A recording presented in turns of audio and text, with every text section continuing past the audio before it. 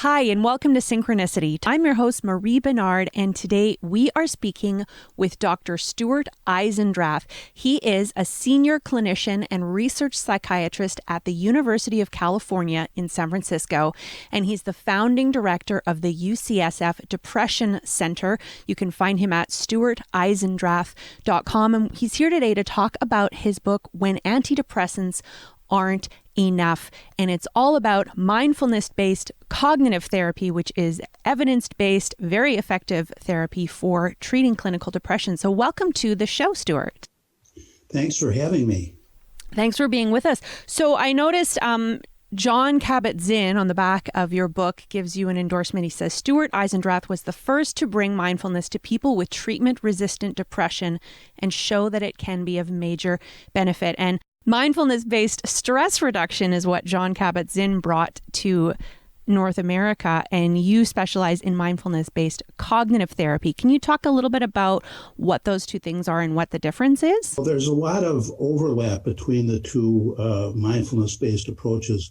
Mindfulness-based stress reduction is really for people with stress, and it may be from any number of things. It could be from having cancer, having chronic pain, having heart disease, having depression even, or anxiety.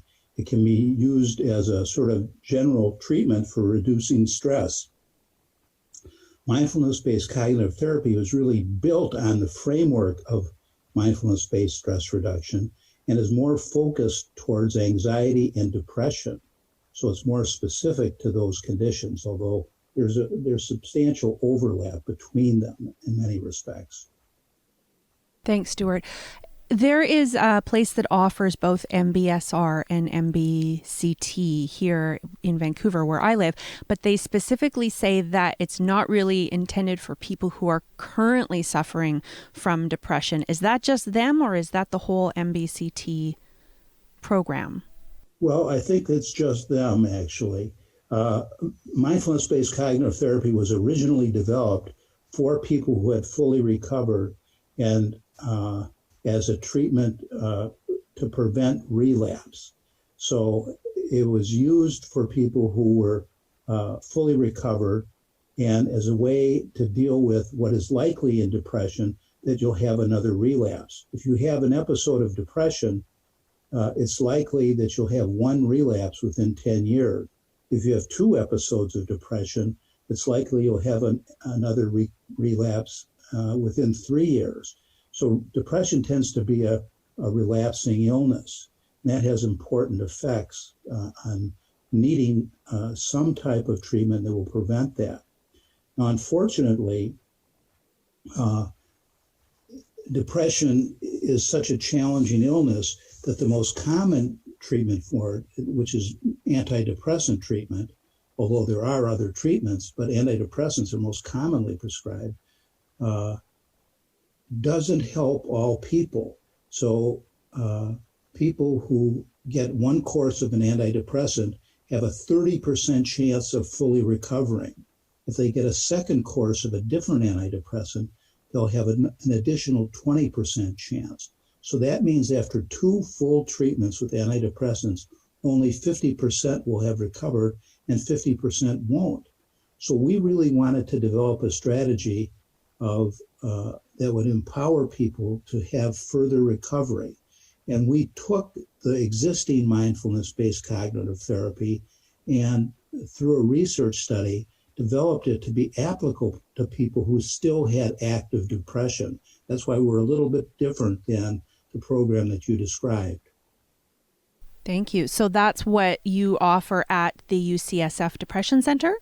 Exactly. Okay. And so can you tell us a little bit about what made you decide to write this book? The name of the book is When Antidepressants Aren't Enough, Harnessing the Power of Mindfulness to Alleviate Depression. Well, we wanted a program that would help people who hadn't recovered, and that's really almost the majority of people. So that if people don't recover, they shouldn't take it as a failure on their part, or if they have a relapse, they shouldn't take it as a personal failure, which often occurs. And somebody who's depressed their inner critic is very high volume, and they tend to blame themselves in a way that, say, somebody who has diabetes or asthma, when they have a recurrence, they don't blame themselves. They say, oh, this is part of the illness. And that's the way depression is. So we try to teach people that they don't have to be so critical of themselves, but to treat themselves with more compassion and self-compassion, and be able to be in a position to respond more skillfully to their illness. Thanks, Stuart. Yeah, it seems like that feeling terrible about yourself and feeling like hopelessness is a really big part of depression. And one of the things I like that you talk about is how thoughts aren't facts, because a lot of the time, especially with depression, we'll have this thought like, oh gosh, I don't have the energy to get out of bed. I'm such a loser. I'm so lazy. And then we start to think, well, that must be true because here I am still in bed without the energy to get up. And it's kind of this cycle, that self-fulfilling prophecy. That's exactly correct. We think of it as a downward spiral. In depression, you tend to generate a lot of negative thoughts. Our minds are like popcorn poppers, popping out new thoughts every second almost. And in depression, the thoughts are just as you described. I'm not a good person, I'm a failure, I'll never be successful, I'm not as good as my neighbor, or whatever. And then if you believe those thoughts, then you're going to get more depressed. And if you're more depressed, you're going to have more of those thoughts, and it's a downward spiral. And what mindfulness does is break up that spiral. So you can recognize if you're having the thought, I'm not a good person, that's just a thought. Actually, when you say I'm not a good person, it really is, I'm having the thought I'm not a good person. So once you differentiate yourself from that thought, what we call decenter from that thought, it changes your relationship to those thoughts. So you no longer have to be, in a sense, a slave to those thoughts, but you can see them as just thoughts, just mental events that are occurring as part of your depression. Those kinds of thoughts are just a symptom of depression, just as much as impaired sleep or impaired appetite or lethargy or sadness. Those are all physical symptoms of depression, but you also have cognitive symptoms of depression. And if you can recognize that that's what they are, it puts you far ahead in being able to deal with it. Thank you, Dr. Eisendrath. So I'm curious, you also mentioned that depression and anxiety often kind of go hand in hand. And I know that that's definitely been true for me. And it was interesting. There was a part in the book where it talked about the generational genetic predisposition, and the children of people who are depressed tend to first develop anxiety. The depression doesn't come till later. Can we talk a little bit about that? Because that really resonated with me. That's exactly correct. In a study by Myrna Weissman and others, they looked at people who had depression in the grandparents and then the parents, and looked at the children. And the children who later developed depression first developed anxiety disorders. And in our research, we found that in people who were coming into our study with active depression, 3/4 of them also had an anxiety disorder. So I like to think of depression and anxiety as being disorders of time. And by that, I mean people who have depression feel as if they've experienced a loss in the past, a loss of a loved one, a loss of money, loss of a job, an important relationship. They feel as if a loss has already taken place, whether in fact it has or not in reality. People who have anxiety tend to feel there's going to be a loss in the future, that there's going to be a catastrophe, a disaster, something bad is going to happen. So people with depression are focused on the past, and people with anxiety are focused on the future. And what mindfulness does is help the person focus on the present moment. Mindfulness is focusing on the present. In one way you can think of mindfulness as being knowing what you're experiencing as you're experiencing it. So you're focused with a laser attention on what's happening right now. So that may be focusing on your breath, or on your body sensation or sounds or whatever the case may be. So you're focused on that. And as you do that, your mind really doesn't have the bandwidth to focus on the past anymore or the future. You're really focused on the present moment, and that's naturally antidepressant and anti-anxiety. Thanks, Stuart. We are talking right now with Dr. Stuart Eisendrath. You can find him at stuarteisendrath.com. He's the author of When Antidepressants Aren't Enough. So MBCT, Mindfulness-Based Cognitive Therapy, is usually an 8-week course, right? You go once a week and take a class, and then you practice at home. Is that correct? That's correct. And the book is really a way of taking the key features from the mindfulness-based cognitive therapy class and including the adaptations we have of the original MBCT that was aimed at relapse preventing to helping people who are currently depressed. So it can be used to help prevent relapse. It can also be used to help people who are still depressed. In our research, it was really, our research took people who were still depressed after 2 or more antidepressants. These people had been depressed on average 7 years. So we took those people in. They had to still be depressed, and they had to have tried at least 2 antidepressants. And we were able to show that there was marked relief of depression, anxiety, and rumination, and increased mindfulness and increased self-compassion. So it was a powerful effect in 8 weeks. And you can do the same thing with the book, really use it as a way. It has many of the meditations, the guided meditations are in the book and on my website. And you can use that as a way of replicating the actual course. Wow, 7 years of depression. That's amazing. And I know that the longer that a person has depression, the harder ingrained those thought patterns and habits become, and the harder it can be to recover from depression. So the fact that people who were that debilitated with depression were able to have changes in their brain in just 8 weeks, that's really significant. Interestingly, the people who were more depressed using a conventional rating scale for depression actually improved the most. Wow. So that's important because some people might say, I'm too depressed for that. But this really illustrates that you're really not too depressed. If you're more depressed, in a sense, you have a better chance of having a bigger response.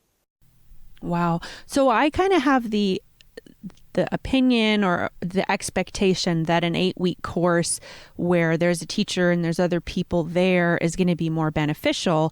But it seems like if someone's too depressed to leave the house, they could just order this and have it delivered and start reading right away. Yes, they're perfectly complementary. You could do one or the other or both. And, if they want to learn more about mindfulness and the approaches, they can certainly get a good background in the book. And if they want to pursue it and take a live course, they can do that as well. Thanks, Dr. Eisendrath. Well, I have a question about the mindfulness and the meditation. I noticed that I have to confess I haven't been meditating regularly lately. I practice other forms of mindfulness, but I noticed that when I start focusing on my breath and my body, I feel more anxiety. I don't know if my anxiety is increasing or it's just my awareness of the anxiety that I've been able to maybe distract myself from. But I'm wondering, what is that a common occurrence? It can occur. It depends on, without getting into what you're thinking of at the time, but sometimes people start to feel anxious when they're trying to meditate. Let me just say, there's a couple of things about mindfulness. One is there's a discrete form of mindfulness meditation where you sit down and say, focus on your breath or your body sensations for a period of time, 5 minutes or 10 minutes or something like that. And then there's another form of mindfulness, another variant. It's called dispositional mindfulness, where you focus your attention, but you do it throughout your day. So you may, as you're walking along, you may pay attention to your the sensations in your feet and your lower legs.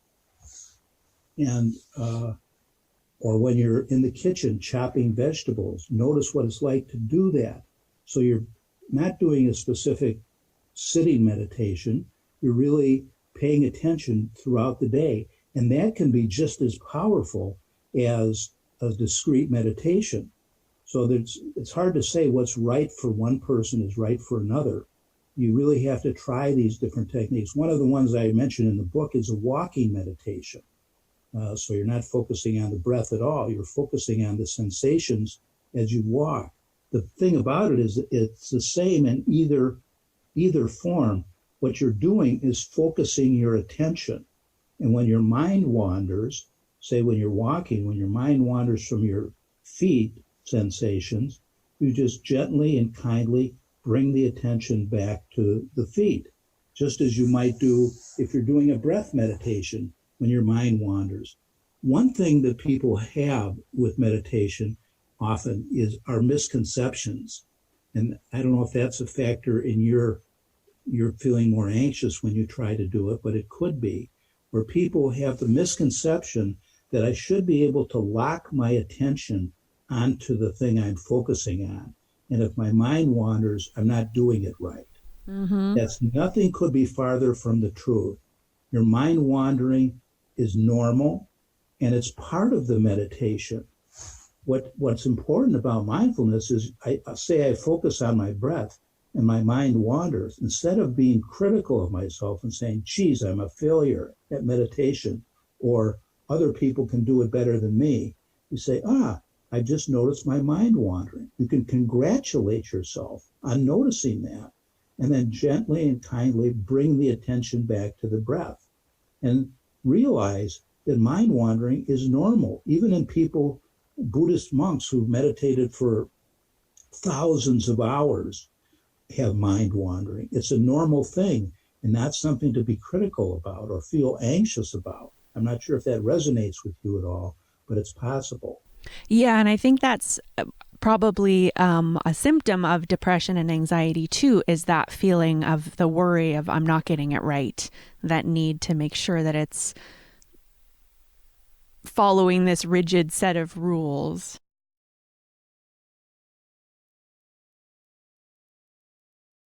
That's just kind of what it seems like to me. That's right.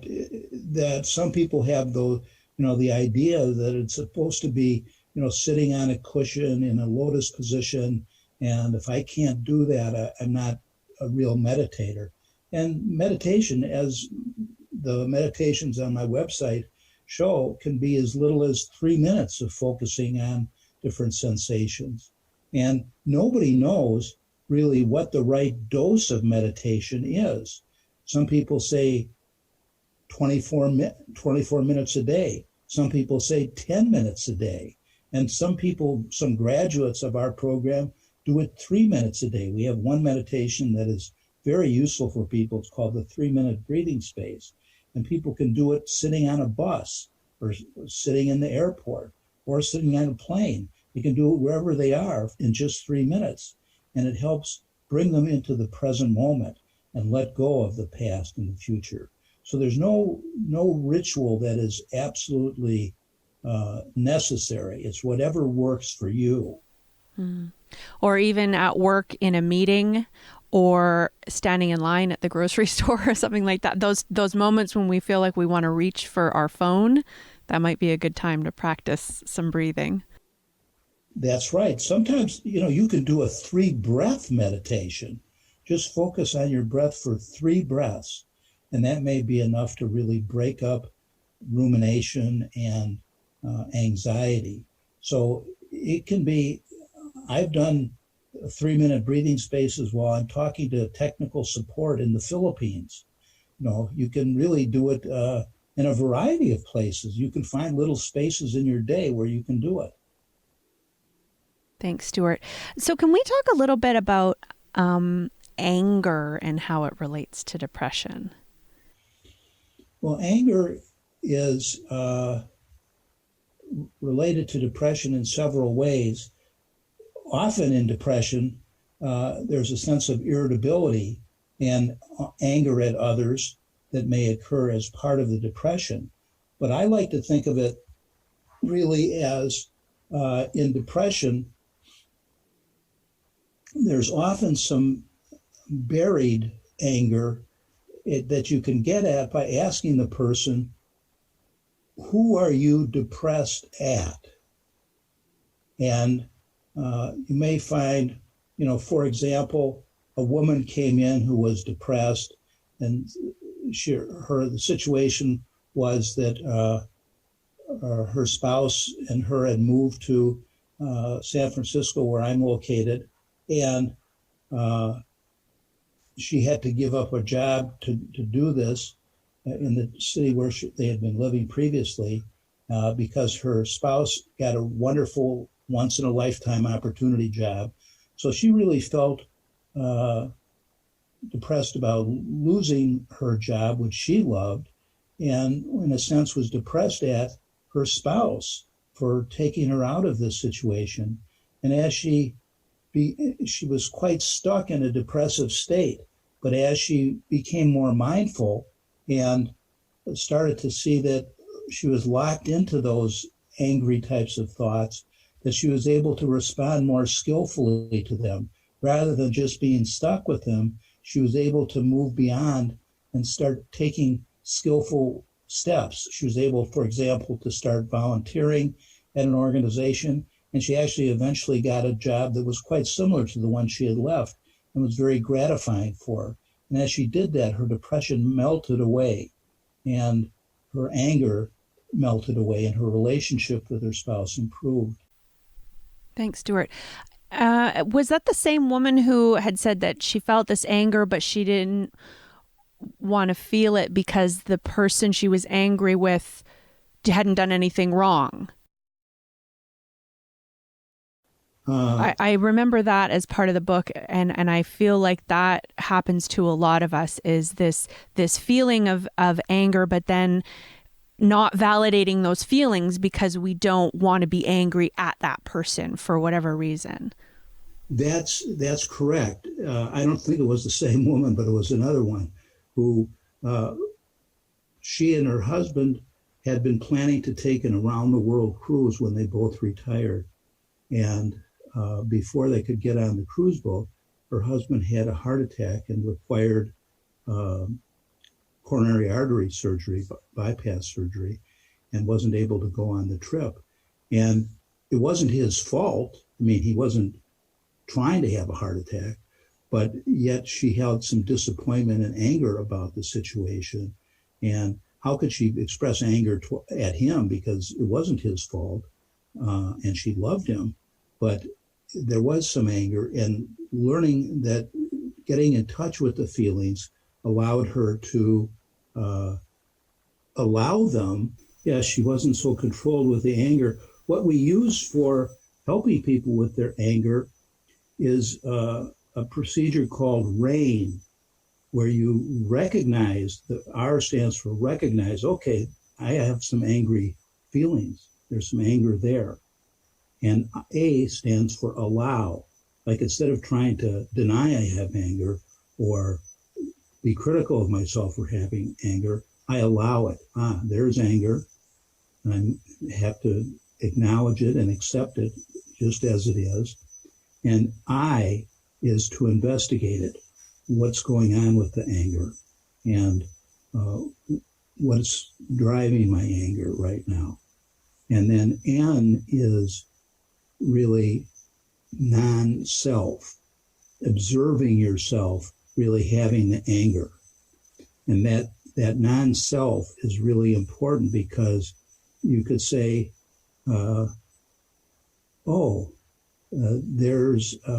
there's anger present, but I don't have to identify with it. Or I'll give you another example that's maybe a little more concrete. I was on a retreat once, a 7-day silent retreat. And you're supposed to be mindful throughout the day, whatever you're doing. And the highlight of the day, as it was really the lunch meal. That was the highlight. So I got my food and sat down at a table by myself, and I was really enjoying tasting my food and being mindful as I was doing it. Shortly after I got started with that, a fellow sat down at my table, actually right across from me, and he was sniffling. He was sniffling about every 10 seconds. And I started to get furious. Like, why does this guy sit down next to me? This is very irritating. I'm trying to be mindful, and this guy's ruining the high point of the day. And then I said to myself, I got a little distance from it and said, I'm going to apply some compassion to this, compassion to this guy. So I said, actually, this guy isn't doing this to me. He has a problem. He has an allergy, or he has a cold, or whatever he has, but it's not being done to me. That's like removing the self from the situation. And instead of being, critical of him, I was able to sort of see it as poor guy is suffering. And as soon as I did that, I instantly became more neutral and not angry, and was able to go back to focusing on my meal mindfully. So it's really a matter of taking yourself out of the package. Thanks, Stuart. That brings up, just the other day I was grocery shopping and this woman was coughing. At first I thought, maybe she just has something in her throat, but then it became very apparent that she had some kind of illness. And it was interesting, your view of his sniffling was, he's not doing this to me. But my view was, she's infecting all of us with her germs, and how inconsiderate to spread her flu virus to all of us. So what would you do in that situation? I guess have compassion for that thought, maybe? Well, there may be some realistic situation if she actually is damaging you and the other people around. It may be appropriate to be angry and use that as a way of stimulating a healthy response to the situation. It may be, quite healthy to say, okay, I'm moving to the next line, or that's what I did. Yeah. Whatever you're going to do. But I'll give you another example of this is a famous Buddhist story where there's a fisherman on a boat, and he's done with his day of fishing. He anchors his boat and goes down below to sleep. And shortly after he gets down, he hears that something has hit his boat and run into his boat. And he's furious. Who's hit my boat? Who's damaged my boat? And he runs up onto the deck, and he sees that another boat hasn't hit his boat. It's a floating log. And what happens to his anger? I mean, there still may be some realistic damage. He has to assess that, just like you have to assess, is there some realistic potential damage from her coughing? But on the other hand, it wasn't aimed at him. And when you take yourself out of the package, it alters the situation. So instead of just being angry, you can respond skillfully to the situation and take some step of what you're going to do. And that may be, being compassionate with the person, maybe being compassionate, yet taking some response that's skillful on your part. Thank you. That was the log analogy was really helpful. And I think for a little bit what I was trying to do while I was standing in line, I did still feel upset because it is a public health issue when you spread the flu around. But at the same time, how many times have I really needed groceries when I've been sick and hadn't felt like I had an alternative but to go? So we've all been there, right? Yes, we don't live in isolation. Thanks, Stuart. So you mentioned the RAIN technique. And I also wanted to talk a little bit about pain versus suffering. And I think it's kind of similar to that, the anger, like we can feel anger and accept it and move through it, or we can take it on and make it about us and how we're being wronged and how we're being hurt, rather than just like, oh, well, there's this situation that I have to deal with to protect myself, but I don't have to get all bent out of shape about it. Yes. Well, you're asking about the suffering. Pain versus suffering.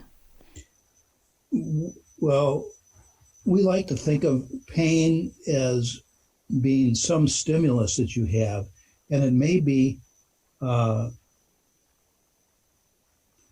emotional pain or physical pain. So you have the pain, but and that leads to a certain amount of suffering. But the suffering is affected by the pain times what we call resistance. And the higher your resistance to the pain, the more suffering that takes place. So far as far as you could consider it with depression, like, okay, I have depression here, and there's a certain amount of pain with that. But if I'm saying to myself, well, this is terrible, or what a bad person I am, I shouldn't have this pain, this is terrible, I'm a weak person, I'm morally deficient, you're adding to the depressive pain. You're getting depressed about being depressed.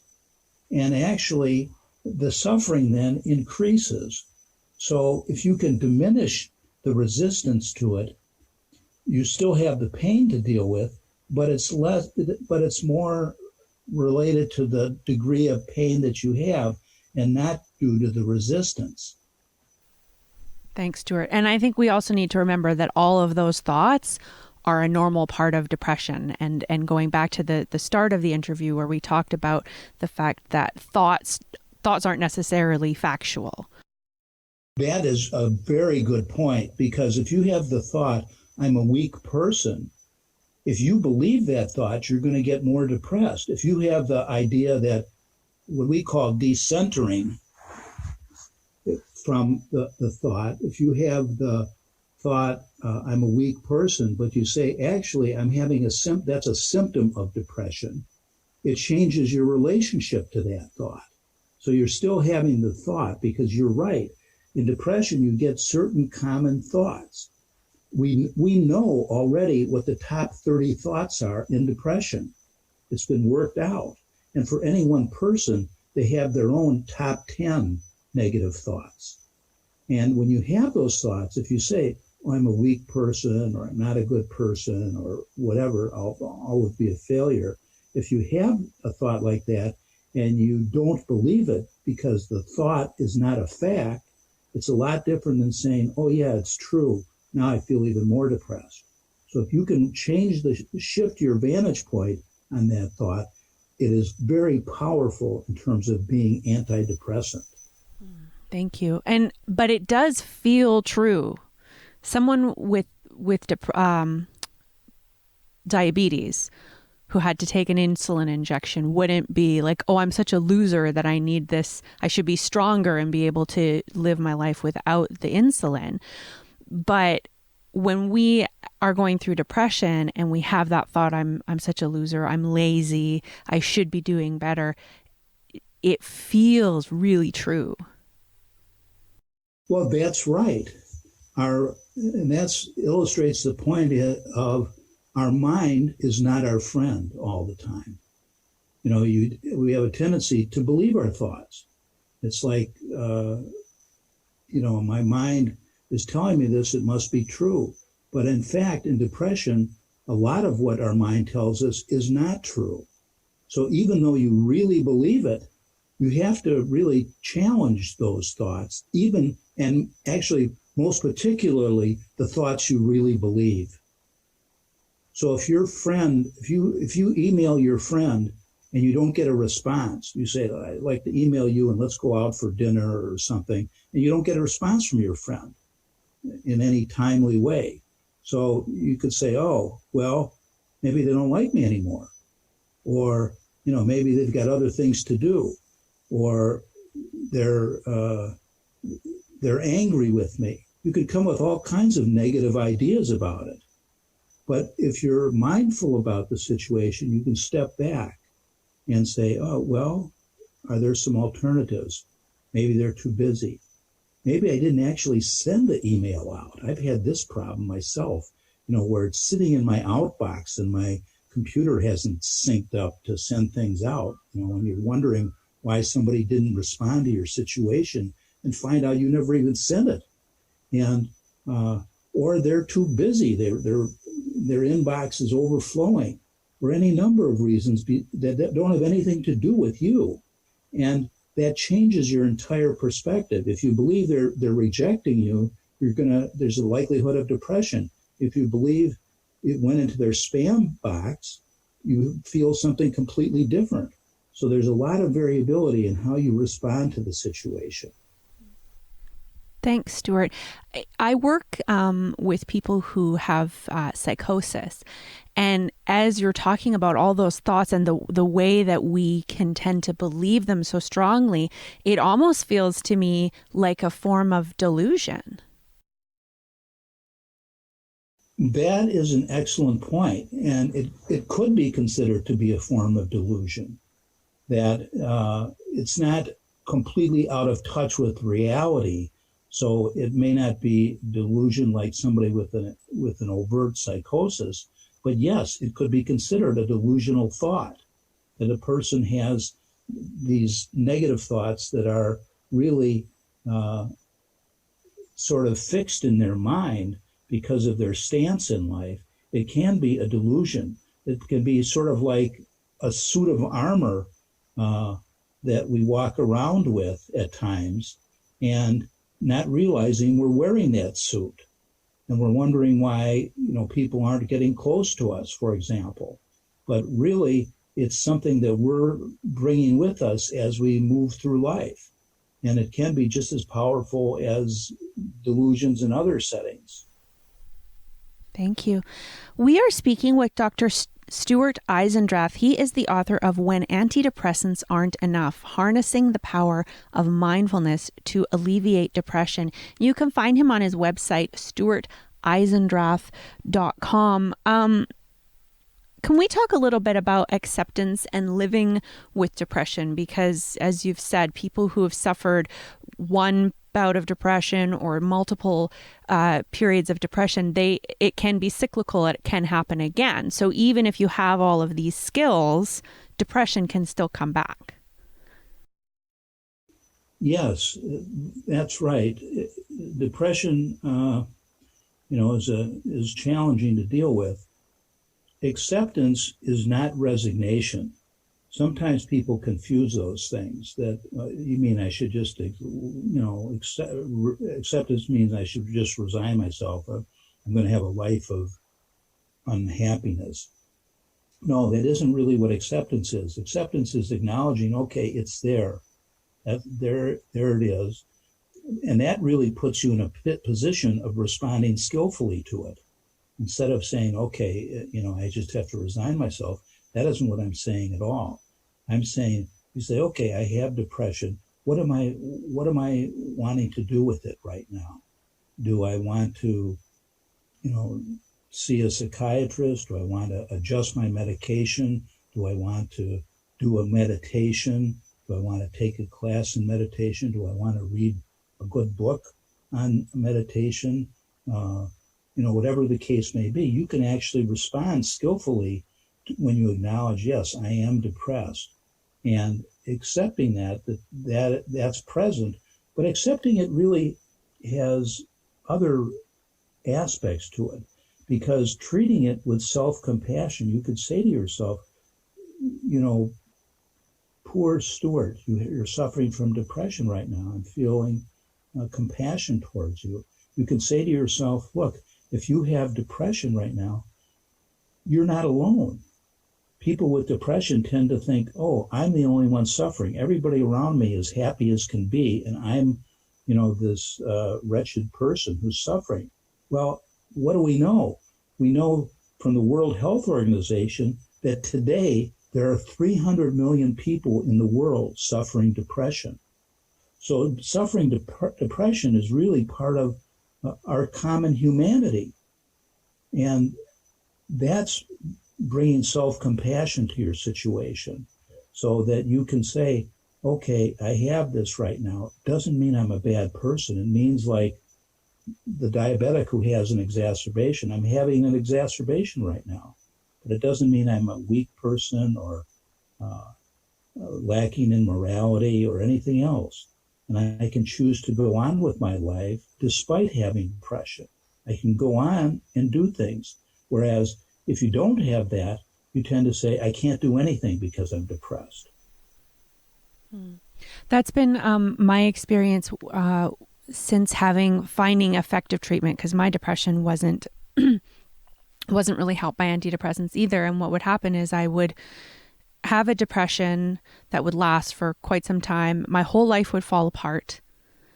And then I'd be starting off from square one again. I'd build things up again, and then depression would come again and things would start to fall apart. And now I get to the point where the depression still comes, but I scale back the things that I can. I'm able to keep my job. I'm able to keep my relationships, all of the things that I need to maintain my lifestyle.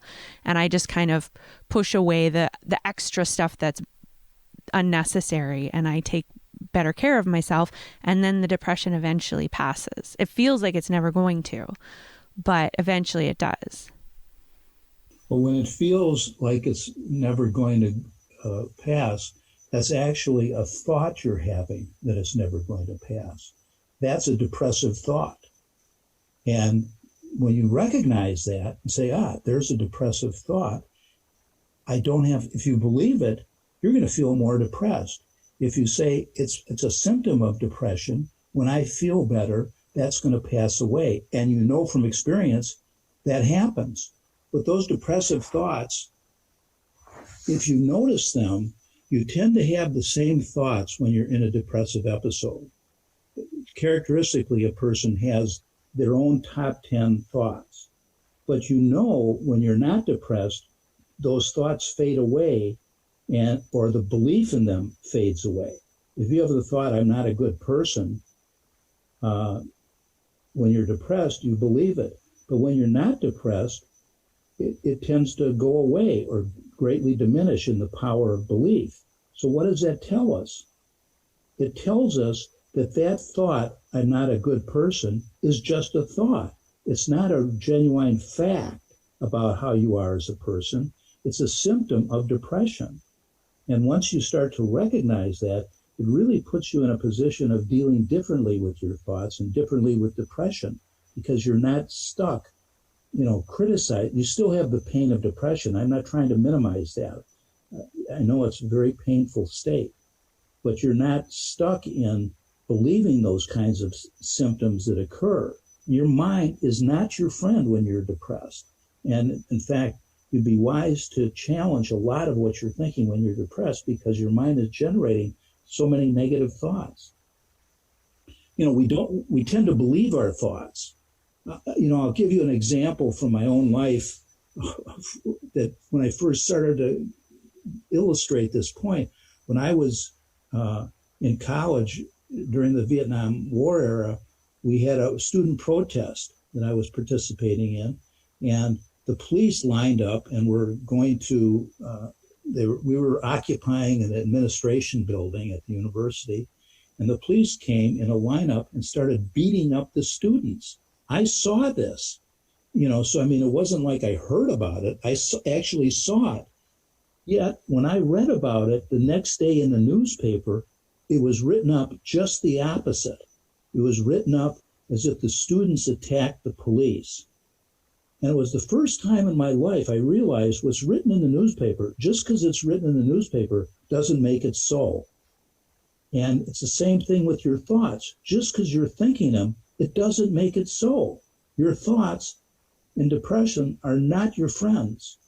And, there's a saying of your mind is a place you shouldn't go without a friend.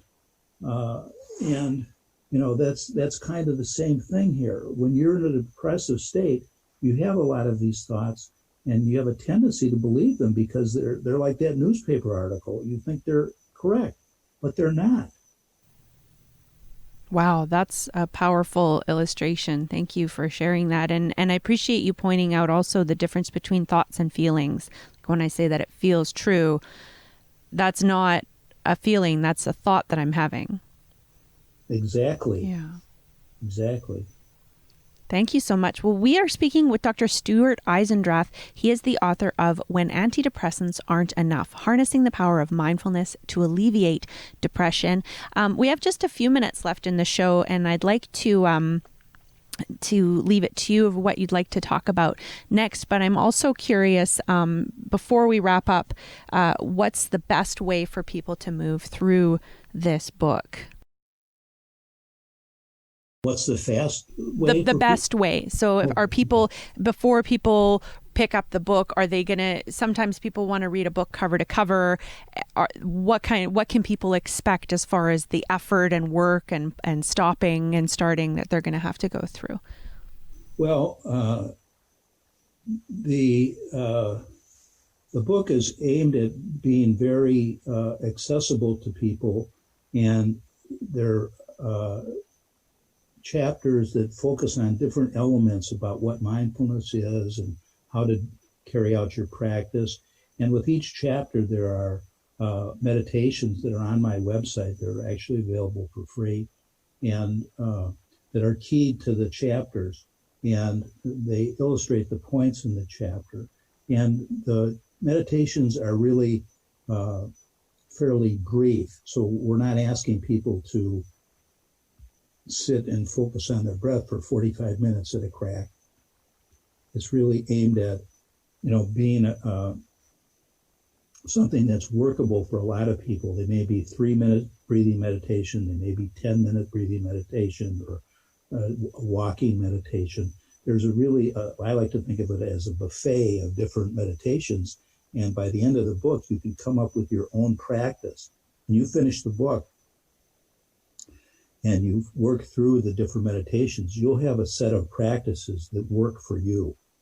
And they're meant to be something that can be done over a period of time, like an 8-week program where they're able to work through a chapter a week, and they're reasonable lengths for each chapter. And it helps get through the ideas that are part of the traditional course and give you a good start on becoming a more mindful person. Thank you so much. And so before we wrap up, is there anything that you would like to focus on for the last few minutes of the show? Well, I'd like to mention that we've done the research on this technique. As I said, it was specifically with people who had failed to recover from depression. So it was treating people with active depression, and we found improvement clinically in those various factors I mentioned before.